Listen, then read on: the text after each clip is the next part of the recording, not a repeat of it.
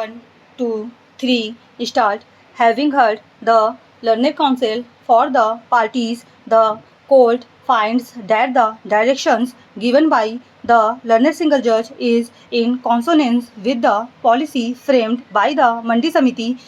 A perusal of the policy indicates that priority was to be given to those traders who had no shops allotted to them and who were paying the mandi fee. Clause 1 of the scheme indicates that a list would be prepared from those eligible traders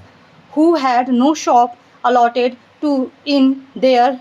name and who were paying mandi fee. Clause 1 indicated that the list would be prepared in the descending order, namely that a trader who was paying the highest fee would be placed at serial number 1 and a person paying a lower mandi fee would come at serial number 2 and so forth.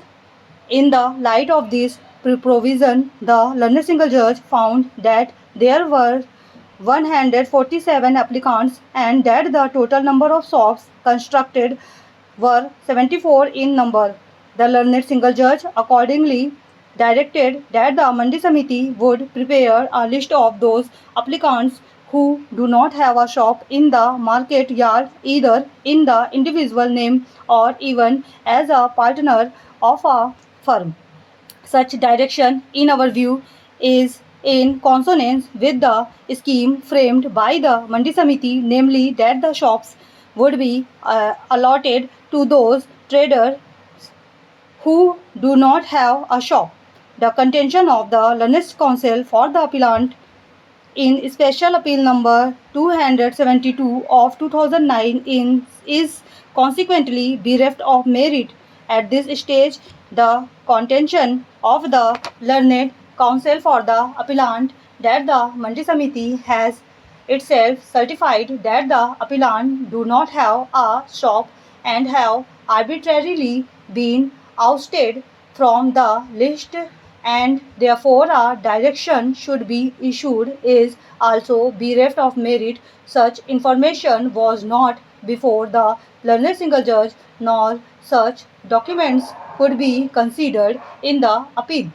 The submission of the learned counsel for the appellant is that there was no error apparent on the face of the record and consequently the order could not be reviewed by the learned single judge is patently bereft of merit. He further submits that either order directing the shops to be allocated by draw of lots was in consonance with clause 6 of the scheme is wholly erroneous and misconceived.